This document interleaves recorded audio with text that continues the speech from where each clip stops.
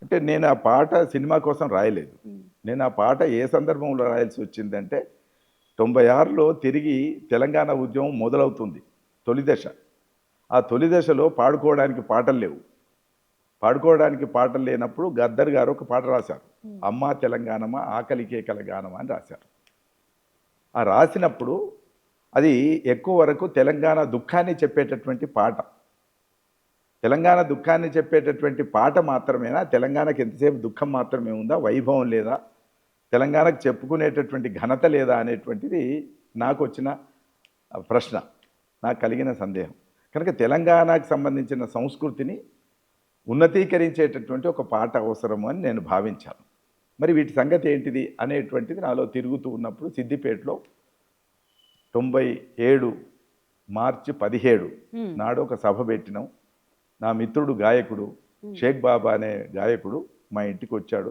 వచ్చినప్పుడు సార్ రేపటి పాడుకోవడానికి ఒక పాట ఉంటే బాగుండు అన్నప్పుడు నాలో తిరుగుతున్నటువంటి భావాలన్నింటినీ పొద్దున 5 గంటలకు లేచి 6 గంటల వరకు ఒక గంట సేపట్లో ఈ పాట రాసి ఆయనకి ఇచ్చి లేపి ట్యూన్ కట్టమని చెప్పాను. ఆయన ట్యూన్ కట్టాడు.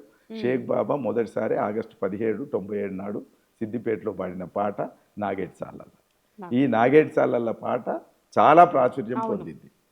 ఎందుకు ప్రాచుర్యం పొందింది అంటే ఇక్కడ దసరా పండుగను, ఇక్కడ బతుకమ్మ పండుగ అక్కడ లేదు, ఇక్కడ బతుకమ్మ పండుగను హైలైట్ చేస్తూ ఆ రాసినటువంటి పంక్తులు ఏవైతే ఉన్నాయో చాలా మందిని ఆకర్షించాయి.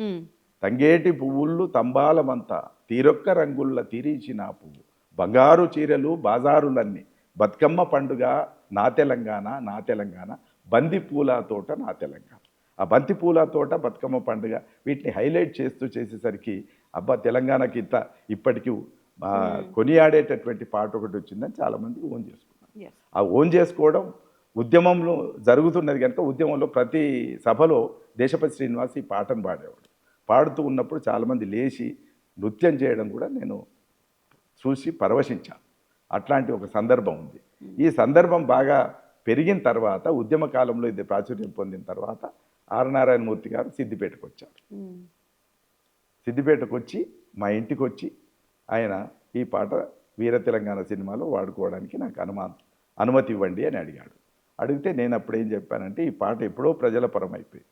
దాదాపు 10 ఏళ్ళు అయింది. 10 ఏళ్ల కిందటే ప్రజల పరం అయిపోయింది. మీరు నాకేమి ఇవ్వకుండానే నా అనుమతి తీసుకోకుండానే మీరు వాడేసుకోవచ్చు అని చెప్పాను. తర్వాత ఆయన సినిమాలో